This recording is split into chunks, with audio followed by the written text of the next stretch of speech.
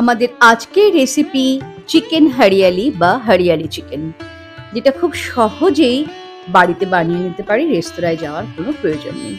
প্রথমে আমি এখানে 1 কেজির মতো চিকেন নিয়েছি, ভালো করে ওয়াশ করে নিয়েছি। তারপরে তার মধ্যে দিয়ে দিলাম ফ্রেশ দই, আর দিচ্ছি হলুদ, নুন এবং জিঞ্জার গার্লিক পেস্ট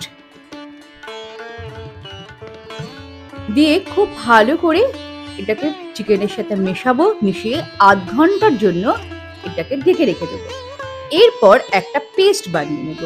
সেটা হচ্ছে বেশ কিছুটা পরিমাণে পুদিনা পাতা, ধনিয়া পাতা, কিছুটা কাঁচা লঙ্কা এবং পেঁয়াজ বেরেস্তা আর কাজু বাদাম। এখানে কাজু বাদামের জায়গায় কিন্তু চাল মগজও ইউজ করা যেতে পারে। তো আমি এখানে কাজু বাদাম নিয়েছি, নিয়ে একটা ভালো করে ফাইন পেস্ট করে নেব।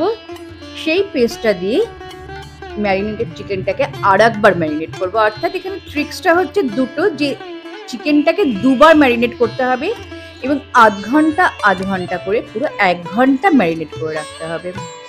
যারা আমার চ্যানেলটিকে সাবস্ক্রাইব করেছেন তাদের তো অসংখ্য ধন্যবাদ জানাচ্ছি, এবং যারা করেননি প্লিজ সাবস্ক্রাইব করে পাশে থাকুন। পাশে থাকা বেল আইকনটি প্রেস করে রাখুন, যাতে আমার রান্নার নোটিফিকেশন আপনারা সবার আগে পেয়ে যান। এবং এইরকম নতুন নতুন রান্না নিয়ে আমি আপনাদের সামনে সবসময় হাজির হব। এবার একটা প্যানের মধ্যে আমি বেশ কিছুটা পরিমাণে তেল নিয়েছি এবং তার ঠিক সমপরিমাণে আমি ঘিও দিয়ে দিলাম।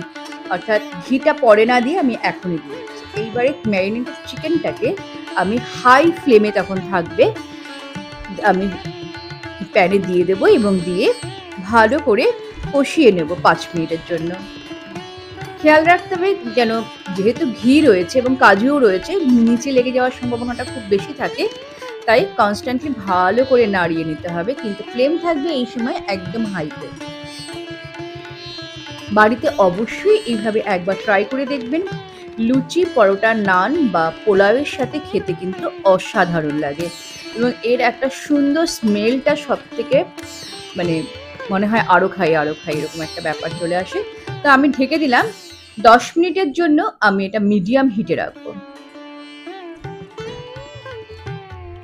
এরপর আমি দেখুন ঢাকনাটা তুলে দিয়েছি, যে কতটা পরিমাণে দই থেকে, চিকেন থেকে জল বেরিয়ে এসেছে।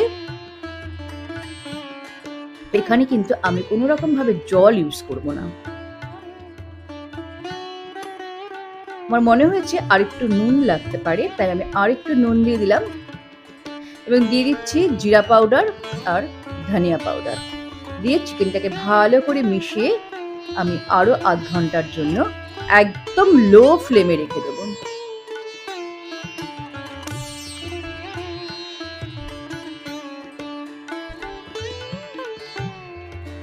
এবারে দিয়ে দিচ্ছি গরম মশলা আর গোলমরিচের গুঁড়ো, দিয়ে ভালো করে মিনিট 5 জন্য লো সিমে রাখবো।